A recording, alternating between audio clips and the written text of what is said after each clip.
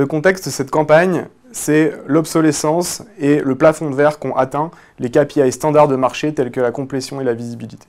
Et surtout, comment l'attention, de par sa valeur, peut aller plus loin et permettre à une marque de mesurer la réelle efficacité de sa campagne sur ces différents items. La stratégie qui a été mise en place, elle est double. D'un côté, on a mis en place une campagne classique, en fait ce qu'on fait habituellement chez Prisma Media, et de l'autre côté, une campagne avec une optimisation sur l'indicateur de l'attention.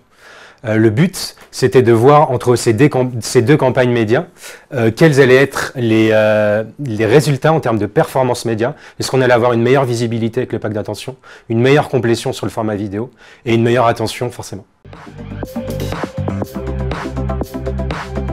Ce cas est innovant pour deux raisons. La première raison, c'est qu'on travaille sur un KPI qui est complètement innovant, qui sort, qui est l'attention publicitaire, la durée d'attention et le taux d'attention.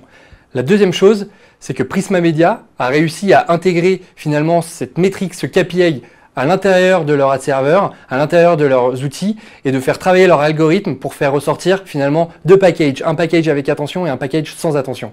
Et on a pu mener cette campagne, mener cet A/B test et regarder les uplifts de ces deux packs. En regardant ces deux packages, on a pu mesurer les uplifts et regarder finalement que tous les KPI étaient au vert, tant sur les indicateurs médias que sur les indicateurs d'attention.